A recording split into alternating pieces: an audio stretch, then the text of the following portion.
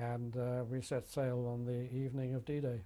And what was the feeling amongst all the men? Oh, I think this was going to be it. At long last, so we're going to have a bash at something.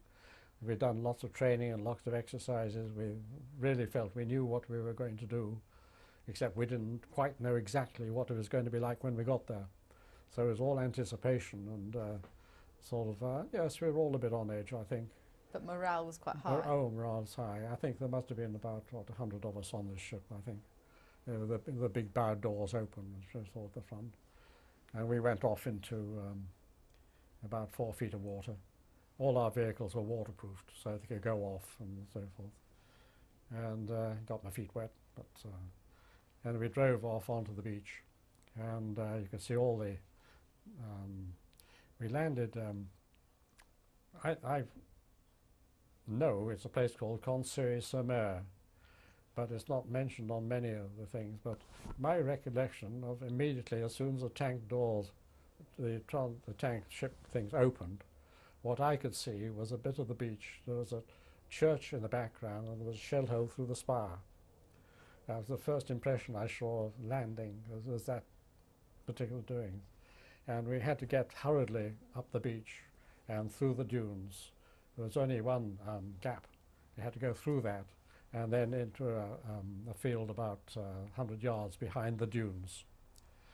And we parked up then by the hedges, round the hedges of the fields for camouflage.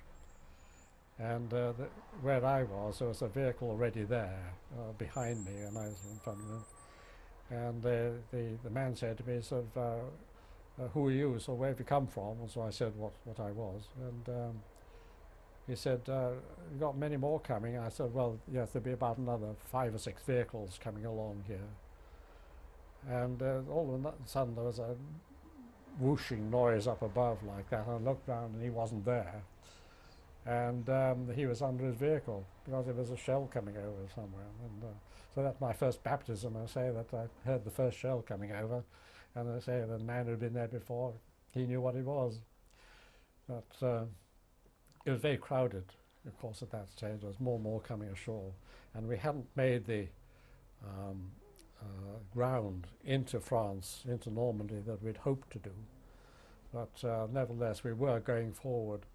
But I had to wait then until there was more room, and the commandant then said where we were to go forward to. And he said, right, now you find an area for the rest of your boys when they arrive later on. I think that area probably all right with you, and we'll put the gunners there and this, that and the others. So he allocated the areas we were to go into.